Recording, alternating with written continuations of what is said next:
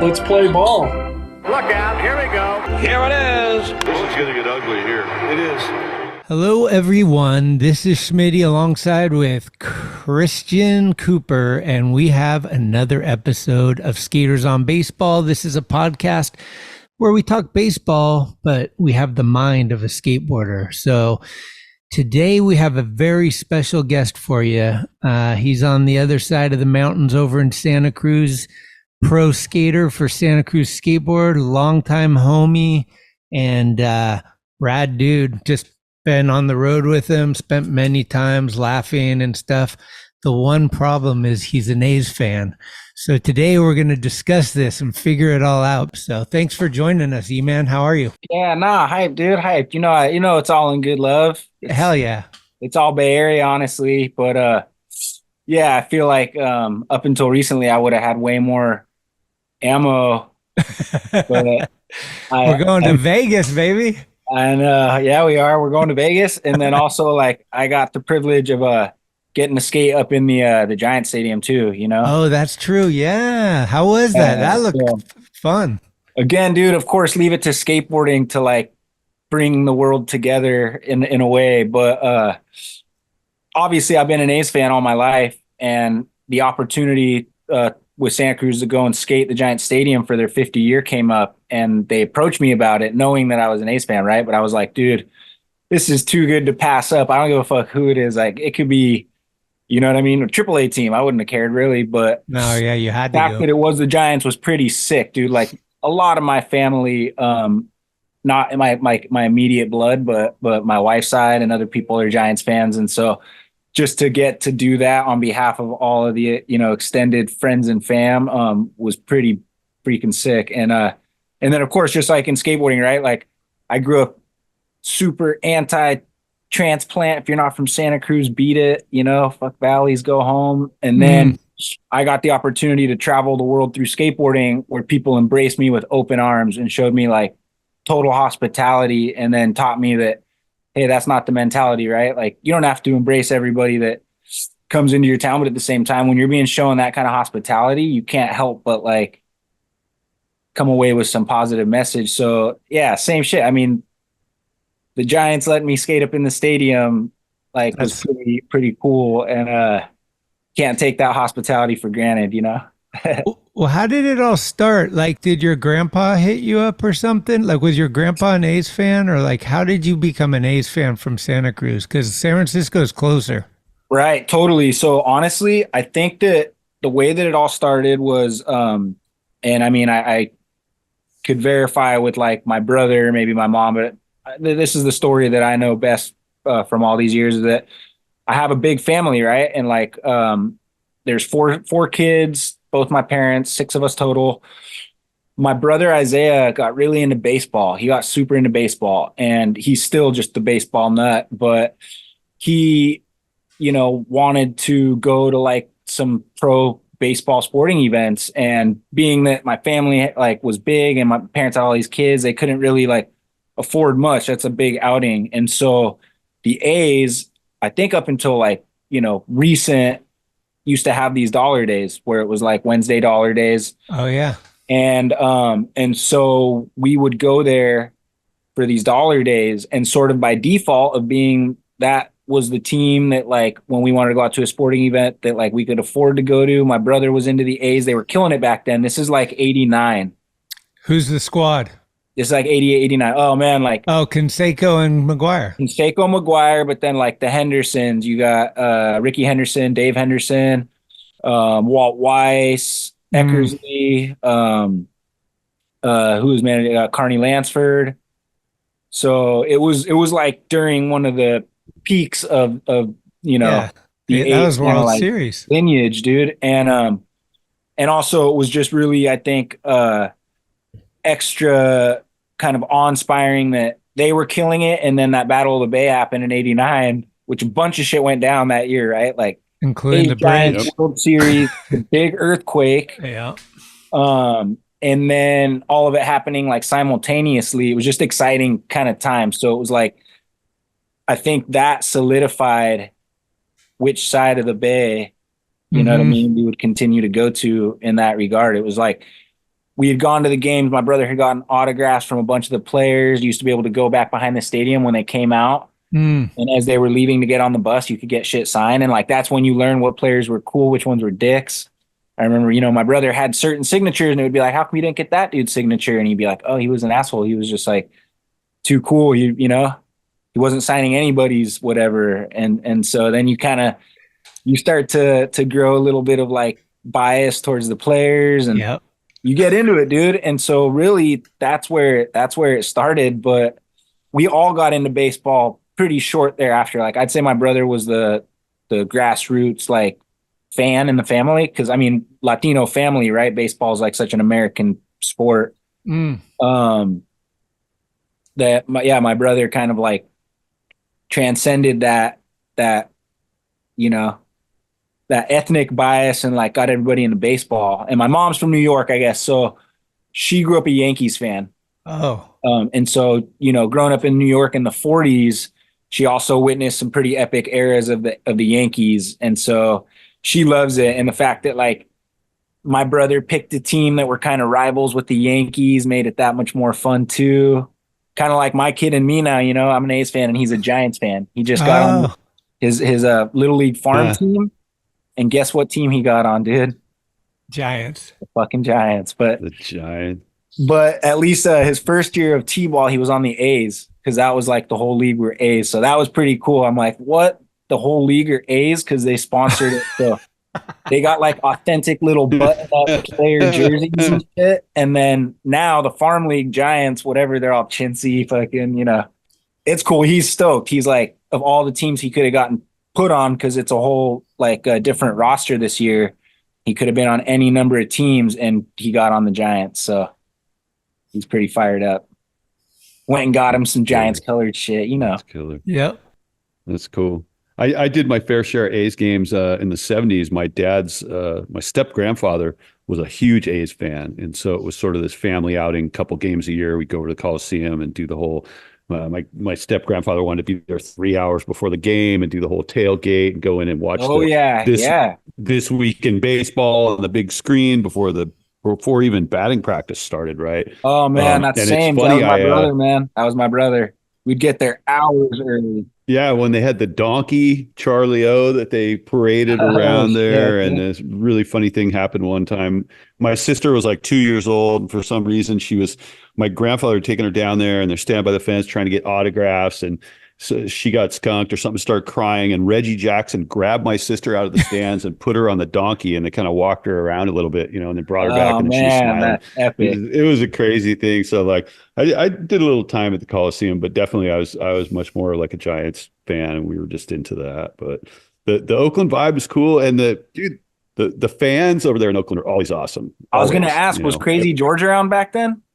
Crazy George, when did Crazy George? See, no, Crazy George, like when I was a kid, he was down at the San Jose Earthquake soccer games. That was where he sort of, I think, got his start, right? Because honestly, he used to own a batting cage here in Santa Cruz. He had a batting cage and bar in Santa Cruz. No shit. So he was like a local celebrity already because he was just a nut. He was just already like this larger than life character, like all the time. It wasn't a facade, And then I think what happened was that like through the batting cage business, he eventually became this sort of fanatic regular at A's games. He was an A's fanatic, And so that was another thing that tied like this little small niche of A's fans in Santa Cruz to that side of the bay. Was like Crazy George was an A's fan. He had the batting cages, and we weren't old enough to kick it at the bar. So when we go to the Crazy George's, like all you do is go to the batting cages, the adults will be upstairs drinking. Sick. I didn't know that. Yeah. So I'm just curious because I know he's been around for a long time. He'd been doing his thing, I think, before like my family became fans, honestly. But again, that's like a decade later. What's going on with the A's right now? I mean, we're looking at a bunch of former Giants all of a sudden find themselves over in Oakland. The whole team's kind of in upheaval, going to Vegas. I mean, what is it? What are you thinking about what's going on? Do you think that they're gonna go to Vegas? Do you think they're gonna I think it's pretty set in stone, right? Like the league voted unanimously like for them to move. But see, this is the thing with big sports, and this is the shit that I don't even like to dwell on or like wormhole about is like the politics behind it, is because I feel like Oakland in general as a city is already dealing with a lot of like change and like struggle through that change, right? There's a lot of like gentrification, so to speak, happening. And there's a lot of people whose community is being like affected in a way that they're not able to even maintain, like, existing in the place that they maybe grew up or have like families that grown up generations deep. Maybe for the same exact demographic reasons that my family became A's fans, right? Because that was like the affordable option for a family to do something, to get out and to like go and do something. Totally. Right. And like when you take those options away, you're kind of hurting a huge portion of the community, because you're taking away these like not only traditions and like things that they've been doing as a family unit for who knows how long, but also like if you're trying to promote like being active as a community and being like, active as a family, being engaged as a family and shit, like those are the types of things that get people together, and in a place like Oakland where I would say, it's probably more affordable than like taking the BART across the bay and going to a Giants game. You take that away, what are they going to do, dude, on that Saturday or Sunday or fucking, you know what I mean? And that right there is what gets my wheels going and thinking about the politics and how like all these things have to be thought of when they talk about these moves, right? First, it was the Warriors, and that probably hurt a lot of that community already. They're like, the Warriors are gone across the bay. That's a huge effort to go to a Warriors game now for a lot of people. They're probably not going to be able to make it. Mm-hmm. Then and the Raiders before that. I mean, that was years before. Like I spent a lot of years living in Oakland when I was working at Deluxe in San Francisco and take a BART across, and like it always struck me as weird. Like the Raiders had already left, I think, and it was one of those things where just watching like then now the Warriors are gone already. They moved over to the big fancy stadium in the city, and now the A's are leaving, and it's like, man, like what's left over there? Nothing. So here's my theory. Like the theory for me, and I feel like it kind of happened around the time that the Raiders moved back last, right? Is there was this big boom. That was kind of like when this whole boom in Oakland started to happen, like all this influx of like, whatever you want to call it, like middle class people started to kind of get, edged out, or the lower income people are getting midged out by the middle class, like however you want to look at it. There was this boom, and all of a sudden Oakland was this desirable place to live. All these people are coming there, and then like the Raiders move back, right? And then the Bay Area becomes unaffordable to live in for a lot of people. They start to look elsewhere. This sort of like growth and like economic boom takes this sort of like halt, right? COVID and all this shit happens, like boom, they're gone because they probably see more opportunity in Vegas where there's all this other development and all this other big shit happening. Like that city's planning on blowing up with all kinds of money because they have it right now. And then, you look at those politics behind that, like the city planning and the people that are looking at all the like impacts on these communities, and they're going, well, maybe right now is not the best time to have the team here because it's not really like doing enough for us, like for our growth, but I wouldn't doubt that in like 10, 15 years, if Oakland were to go through another boom and they were to clean it up crazy and they were able to turn the Coliseum and those surrounding neighborhoods into more of like a desirable place, like SF, or, clean up certain zones, like they have it, at the old, Candlestick location and all that type shit. You know what I mean? Like, I wouldn't doubt that the A's move back if it's like beneficial enough for the city in that regard. And that's like the problem behind it, right? One part of that problem is the ownership of the team, because let's face it, the A's ownership for years has tried to play the cheap game. They don't want to spend any money. They don't want to bring any big stars. They've tried to play Moneyball since the 90s, right?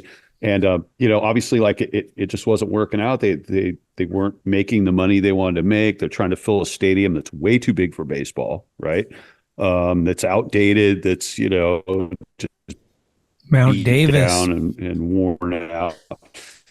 And then you have the government of Oakland. The whole city manager deal and the way that city has been run for decades is it just didn't run with any sort of real efficiency, and they weren't able to actually force the A's into any sort of like reasonable deal. I mean, owning a baseball team in the major leagues is that's $1 billion proposition, right?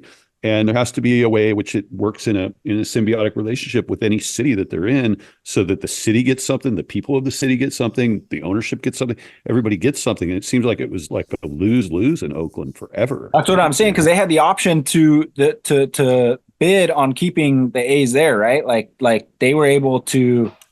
Yeah, they were on the verge of building a waterfront stadium down near Jack London. I mean, they had all these plans, and it was going to be this crazy thing, and they were going to try to basically mirror what Oracle is over in the city, right? And then, for whatever reason, property developers weren't budging on what they were going to sell the property or lease the property for, and it just turned into this big mess. The city's pleading poverty. We don't have any money. The team is pleading poverty. We don't have any money. And what it culminates in, unfortunately, is now they're going to split, and it's a bummer because having only one baseball team in the Bay Area is just going to feel so alone and alien and ugly without the A's here, Yeah, that's a huge really chunk of like our identity is like, local people from the Bay Area that grew up like watching these teams. That is, they're synonymous. It's like, can't have one without the other almost. No more Battle of the Bay and shit like that. Like, what are you going to call it? Where's that tradition going to go? Where are friends who are on opposing sides who have been doing this all their lives, like going to go catch the Battle of the Bay, Right. I got a question for you. Let's say the A's move to Vegas and that works for them or whatever. Would you rather have the A's move back to Oakland, or would you be down if they had an expansion team that started in Oakland? So I know that the A's AAA team is already in Vegas. I've been to a couple of their games before. Oh. They're going to be in the same city as their AAA team where they're farming a lot of these guys up from anyways. So that kind of probably makes it easier for them in some way, shape, or form. Right. It probably, I don't know what happens to the AAA team. Maybe it brings more hype to that too. I know they were already pretty like decent sized AAA team. Yeah. I mean, honestly, like, I think that the idea of building a new stadium for whatever the cost was, like, if it were beneficial to the city, I think they would have done it. Again, I don't think that right now in this moment in time, things are booming enough in the way that they feel like they could probably jack up the ticket prices and get the other, like middle-class people to go. I feel like a lot of the people that attend A's games are like probably on the lower class end, dude. Honestly, straight up. So, it just seems like the ownership took a and we love the A's. We don't have a lot of fans, but the fans that come here, we're diehard fans. The AAA team's the Aviators, right? The Aviators? I don't know. It's been a while since I've been to one of their games, honestly. Yeah, the 51s is the Dodgers affiliate, and I can't remember what the Oakland affiliate is out there, but yeah, I think what a new stadium in Oakland would have been the perfect scenario, and I think that they obviously don't have the tax base. They couldn't have. Nobody was going to support anything on a ballot measure to like pay taxpayer money to fund that. I mean, in San Francisco, they built that stadium without any taxpayer money, right? And it worked out great. It was just kind of a luck of the draw deal, and I think it would have been great if Oakland had done that. So, I mean, we can get off that topic, but it just that one really bugs me, man, because it's just like, wow, it's going to be weird when they're gone. To me, again, like I'm not specialist in like that department, like the politics and stuff, but to me, like the first thing it speaks to is that like Oakland is just being stripped away of any access to like sporting events or the teams that they grew up, a huge piece of their identity is being stripped away too. Like, yeah, no, that would piss me off. The last piece, really. Yeah. So for Oakland locals, like, I don't know, that just sucks. That's hard to see. I will say this, like, to look at it optimistically, if we have to though, because I think it's good to. I was able to be in Vegas during the Super Bowl this year. I was there working actually, but I was there like during that week setting up for like all these Super Bowl parties. Damn. And so to see the hype and to see like the amount of Niners like presence was pretty insane. It was pretty overwhelming. So not to say that people are going to make that pilgrimage for the A's the same as they are for the Niners being in the world, the Super Bowl, but like, it was hopeful that there was a lot of fucking Niners fans and probably a lot of them from the Bay Area that came for the Super Bowl and paid 50 times more than they would to come to an A's game there, So maybe a lot of the season ticket holders will follow, like maybe, there'll be some sort of just like smoother transition. But for me, it's just like, yeah, you feel for Oakland, dude, because you're right. We came from Santa Cruz to Oakland to go there, and all the while knowing that wasn't really our team from Santa Cruz. That was Oakland's team, right? I was like, we were going to Oakland to watch the Oakland A's, like, which also grew my kind of love for the city of Oakland, right? Like, it all started with baseball. That was my first introduction to like going and spending time in Oakland and kind of learning that city and learning like the different sides of it, you know? So that sucks too for people that are like me, who would have had the option of being an A's fan as a kid. Now they're really limited, right? Now they're just by default Giants fans. So Yeah, or they just don't even like baseball anymore. Like it seems like the ownership fucked them, and I feel like a lot of the hardcore fans are just like, we're not going to like them until they sell the team. Like the owner's going to have the same philosophy no matter what city they play in. So it's like, okay, you're in Vegas. Okay, you're selling out stadium maybe for the first year. You're still a cheap ass that doesn't want to fucking keep any of your stars, and you're moving players. Like, they need to have like an owner that's super hyped on like, this is our squad, and like building a team. And you know, like it seems like the owner right now just needs to go. I mean, that was hilarious last year at the end of the year. All the fans were in the sell the team and chanted sell the team at the last few games and shit. It was fucking insane. there's going to be a decent amount of time left for people to catch some games before it just up and happens. You know, they still got to build the stadium and stuff in Vegas. And Do you got a memory that stands out? Like, were you at any games that were special? Somebody hit a home run or a game winner or anything, no hitter or some shit? oh, dude, there's so many. There's a lot of cool ones. I remember like my first games, just to kind of speak on the old stadium, the original like Coliseum, back when it was all like the flowers and the grassy knoll and outfield. So before they built that whole like big back Mount section, Davis. Yeah. you used to just walk from right to left field, and there was this big walkway, and there was like a big grassy knoll with the yellow flowers, the yellow daisies that spelt out like either the Athletics or Oakland or some shit, you know. And I just remember back then, like, it was so cool because it was just such a humble like stadium compared to what I would come to go to later on in life. And even with the modifications, like it just felt different from that. And those will always be my first memories of like the flowers on that grassy knoll. And I don't remember how they modified it, but I think I remember like McGuire had hit the lights. Like the lights used to be a little lower and more like by the scoreboard back then. And he like busted out some lights. He drove one like, you know, 400 and something, 70 feet or something into the lights, dude. And it was just like that era in general was pretty epic. And then the most recent memory, which is fucking hilarious, kind of, I mean, it thankfully, but this hat, right? This hat that I'm wearing. So when my kid was on the A's last year, we all got to go to an A's game for Little League Day. The whole league's A's. So the A's like sponsored Little League Day. They set us right by the left field, like kind of third baseline, but right by like a couple sections past the net. And right when they sat us there, I'm thinking, dude, this is a crazy area to sit a bunch of kids for Little League Day. This is sketchy. Like if line ball comes ripping around that net, we're in the danger zone, right?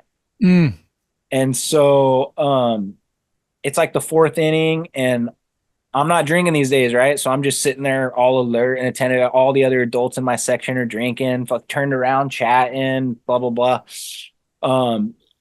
This foul ball gets ripped right around the net, just like I was anticipating, dude. I was like, we're sitting in that zone, you know, where if a right-handed you got to pay attention. Those things have crazy curve on them. So sure enough, I see it coming. It misses the net by like 2 inches. And before anybody can react, it's on us, right? Because those things are coming so fast. Like it looks like slow-mo. And then before you know it, it's just fucking on you, dude. And so I get my hand out. Boom. Ball pops straight up in the air. I reach up, grab the thing. I'm like, yeah, I got the fucking ball. Yeah. I haven't gotten a foul ball in years since I was a little kid, right? I'm like looking around the section, like, thinking people are going to be, you know, what? That was crazy. It popped straight up and you caught it and shit. Like that was so cool. I just see them reach to the seat in front of me and start doing something. And I look over and there's a little kid sitting in the seat right in front of me. Like he's so small that his head's below the seat. I didn't even know he was there the whole 4 innings. Well, So what happened was, because I got my hand on it, dude, like it peeled my fingers back. But what happened was this little kid sitting in front of me, you know, his parents are on either end of him and they're both chatting behind them. And so like I said, I'm the only one watching the action. I get my hand out. Thing pops up. He was wearing a hat, and I remember like this hat had gone flying, and I was like, oh, didn't think anything of it. There's just a lot happening. I deflected the ball. It had so much spin, it knocked his hat off and like popped straight up. And then I caught it and basically deflected it from hitting him square in the face, and it would have just destroyed him. He was 4 years old, and he was celebrating his birthday like a few days from then, right? And so the paramedics come, like everybody's on site now. They got ice packs. Like I'm explaining the story, how I got my hand in the way and deflected it. He has no marks on his head at all. Like he's totally unscathed, you know? So was he crying?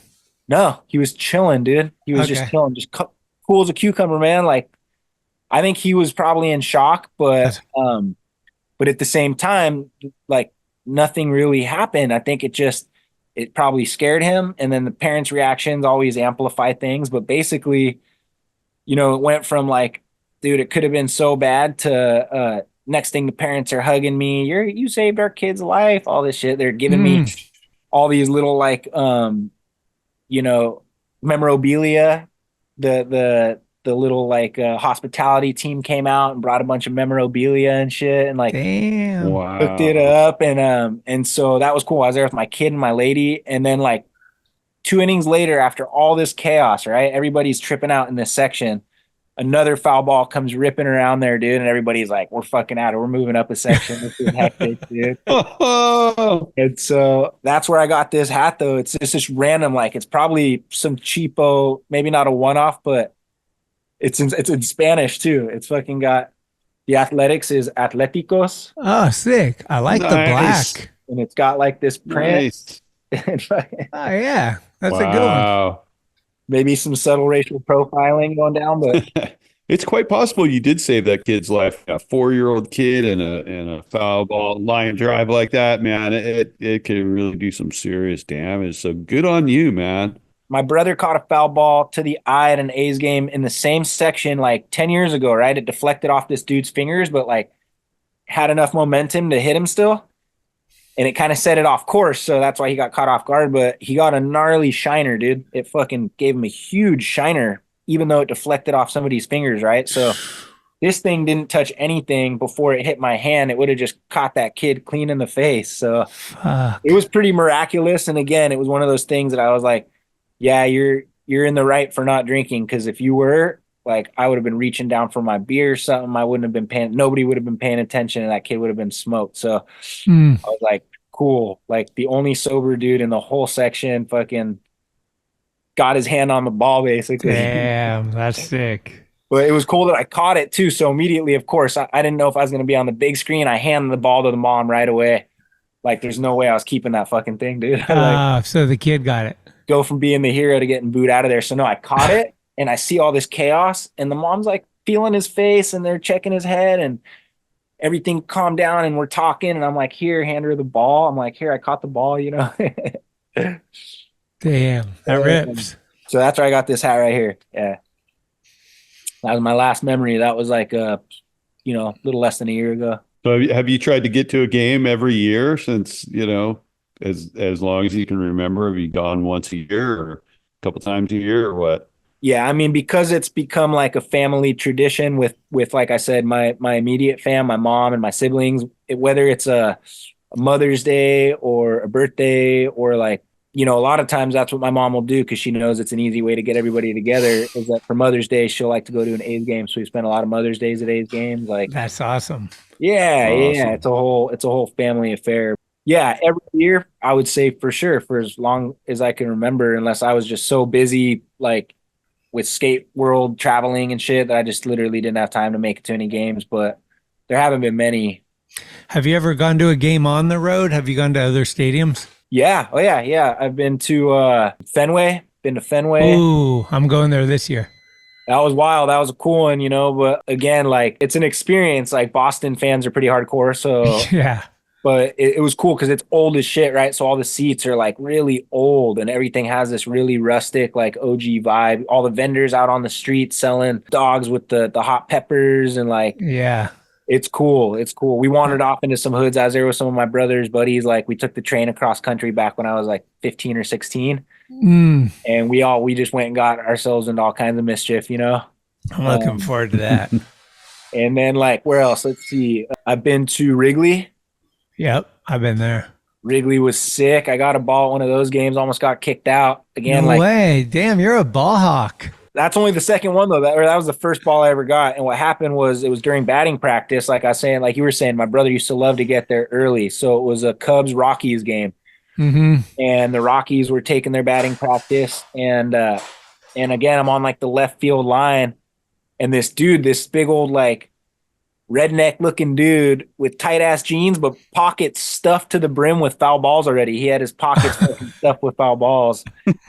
He was over there like hawking his next foul ball. And, I'm there, a little kid, like wanting in on the action. And this foul ball comes and hits off the ivy wall back onto the field. And the player, Eric Young, he picks it up and he's like looking for someone to give it to. And I'm reaching down with my hat and I'm like, fuck, give me the ball, give me the ball. This big old redneck just grabs me by my belt and by my ankles and just hoists me over the wall, dude, and dangles me down over the wall. And I reach down and Eric Young just puts the ball in my hat. What? The dude hoists me back over the wall. And like literally by the time my feet touched, security was on us, right? So security's like, was that you over the wall right there? And I told him, I'm like, yeah, this guy just lifted me over for the foul ball and all this shit. They're like, anything like that again, you're out of here, You can't be fucking hanging over the wall. I'm like, I didn't even do it. The dude grabbed me and hung me over the wall. I was like 9 years old. Yeah. Oh, man. Anyways, I got the ball, though. It was sick. And then my brother, he comes running up like 5 minutes later because he was a little further down the line. He comes running up 5 minutes later with his own foul ball. He got one, too. That one of the dudes flicked up from his foot. The dude like rolled it onto his foot and flicked it up. And my brother got that one. So our first time at a Cubs game, both of us got these foul balls during batting practice. It was pretty epic. Again, we were taking the Amtrak across country and got held up in Chicago because the Mississippi was flooding so gnarly that year. This was probably like 93.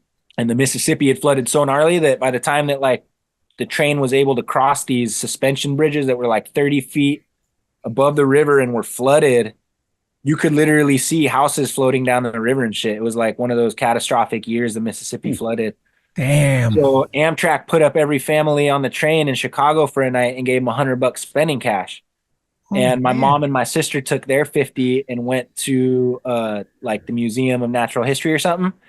And my brother and I took our 50 and went to a Cubs game. And it was still during the Harry Carey era. So like he would come out and sing the seventh inning stretch with everyone. Yeah. And then there was like his bar restaurant right next to the stadium where the rumors were that he'd be in there pickling before the games, Yep. Because you always knew, like, even as a kid, it wasn't broadcast publicly, but I'm like, something sounds off about this announcer, Like, that this guy's a legend. This dude's slurring his words a lot. And then as I got older, I'm like, this dude has to be pickled, right? And then, and then sure enough, as I got even older, it was like the rumors were confirmed that Harry Carey was fucking pickled. Like, Oh, man. That's a good one. Shit. Kristen, you got any other questions for him? No, I mean, I'm stoked to hear all this Oakland A's lore, and it's pretty epic, and especially the ball hawk shit. I'm a ball hawk. And I have never even come up on a foul ball ever, and I've been to a lot of baseball games. I mean, I've come close, and I know my uncles have snagged a couple, but I got never one. managed to nab one.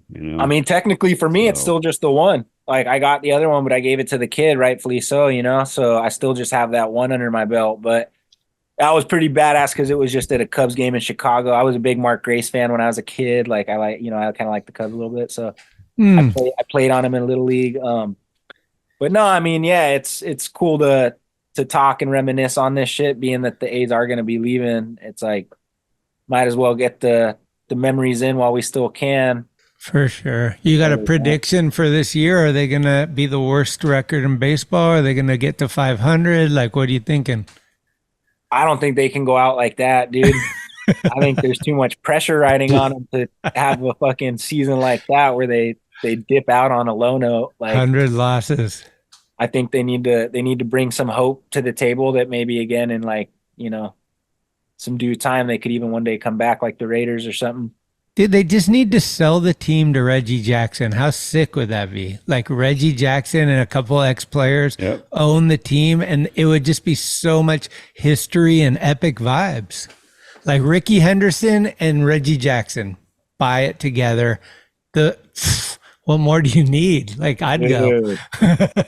You got to know Rickey Henderson is probably one of the best players to ever play the game. And one of the craziest motherfuckers too. Like he hit a home run and slid into home plate on an automatic home run. Like you didn't need to slide. Dude, he's just got all the great quotes and stuff like that. Dude is one of my favorite of all time for sure. Like there's intense people in this world, right? And he's one of them, like just down to his look. Like the dude was so intense all the fucking time and and just a beast of an athlete. And then he continued on just kind of like doing it for a long time, right? Like there's people that have careers and then there's people that have these insanely like long careers and they're able to accomplish these crazy feats because of the longevity they get out of it, right? Like you wouldn't get that if you were only in it for 5-10 years. Like you got to put in time to reach those numbers and things that he did. And so, no, I mean, yeah, Rickey Henderson, of course, like in the name of greats that have come through Oakland is like up there for sure, For sure. Hell yeah. Dude, well, thanks for taking the time. This has been fun. We're trying to do a little more interviews with different people this year and try to have like, because we focus on the Giants, obviously. That's our team.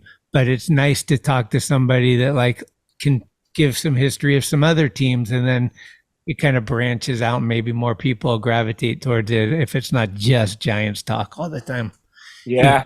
That's our favorite shit. But yeah, no, I'm excited, dude. Anytime baseball is like right around the corner, I'm just like, I'm so hyped. I live 2 blocks from the park, so I'm just like, okay, let's get it going. Like if there's nothing to do, I can just walk there. Literally $6 ticket. Oh, no, that's where you wake up. That's like your morning cup of coffee. Like on top of your morning cup of coffee. Yeah. Well, okay, I got to ask you this though, dude. Now that I got you, I got to put you on blast. How did it feel to see me dressed up in some Giant shit, like with a Guzman jersey skating up in the stadium? I was stoked because forever I'll be able to say that. Like you were at my stadium wearing Giants gear, so I was hyped on that. But the only thing I was bummed about was that we had a similar experience with Trujillo like a year or two prior to that. They told me. But they didn't let us skate those rails that they let you guys skate. And I was tripping on that. I was like, that's what we wanted to. We had this whole idea set up to kind of skate that rail that's in front of the Coke bottle. Like, I think somebody had a back tail on or something, but but they wouldn't let us skate that. So we were skating like just the flat ground around and stuff. But I was like, damn, they let them do that. Fuck. Yeah, I'm not sure how they were able to pull those cords. Honestly, they were so cool to work with, dude. It blew me away. Like I said, I mean, the hospitality we got shown, like, made it just an insane experience, dude. But here, I'll pull. Let me grab this real quick. Yeah. Oh, damn. Look at that. Number 39. And then, you know what's funny? Dude, this was the number I chose. And then we ended up skating in section 39, dude. That's where we skated that rail. We put all those scuff marks. Like, it was just so random, just serendipitous. You know what I mean? That's a fun day. Did you meet my friend Andy Cuno? He's a photographer. Yeah, he's the shit. Yeah, no, super cool hanging with him and just like shoot photos. He's funny. But yeah, getting to go down on the field, going in the dugout. Like, again, it doesn't matter what team. Like, that's just a cool experience if you like baseball, man. Like, absolutely. Nobody there. The whole stadium's empty. Yeah. It was nuts, man. It was definitely one for the ages. Getting to skate with Whaley, like, getting to go and do all that with Whalebone. That's cool. Yeah. Nice, dude. Well, take care of yourself. I hope that groin issue works out, whatever you're going to do. Like, look into look into everything but surgery. And then I know. I got appointments. I went to the doctor recently, like last week. I had my first appointment to check it out. And they were like, yeah, that looks like a hernia, you know? And so now I just need to go and ask questions as far as like, how hard can I push it? Without needing the surgery, or like I just need to go hard. Like, what's my best option to go hard? Like, Okay. maybe if anybody has any advice out there that's listening, shoot it. I'm down to listen to it all. Yeah, bring the advice. Fire Dude, me a message. Yeah. Maybe we'll get a game together. Maybe we'll get an Oakland Giants game. I'll go to Oakland and see the Giants over there or something. I mean, we're only gonna have so many opportunities left, dude. Vice versa. Yeah, I'll come to that crowded, overpriced stadium anytime. No, we got to go to Oakland. I want to go to that before you do can't Oakland. play there. Oakland be sick. Yeah. Nah, it'd be cool. It'd be cool. Definitely. Okay. You could probably still smuggle beers in there. For sure. Yeah, for sure. Hell yeah. Well, thanks, man. We'll talk soon. Yeah, just hit me up if you're cruising out this way. Cool. Right on. Much love, y'all. Go Oaktown. Yeah, right back at you, man. Late. Let's go, San Francisco. Let's go, Giants. Thanks for listening to this episode of Skaters on Baseball. If you liked what you heard, please spread the word, give us a good review, or hell, blow us up on your social media if you're down. Follow us at Skates on Base on Instagram for baseball news and other fun stuff. We love comments and listener participation, so bring it with an audio clip or an email. You can email us at skatersonbase@gmail.com. We're everywhere you get your podcasts, and we'll be here all season long. See you soon. Thank you.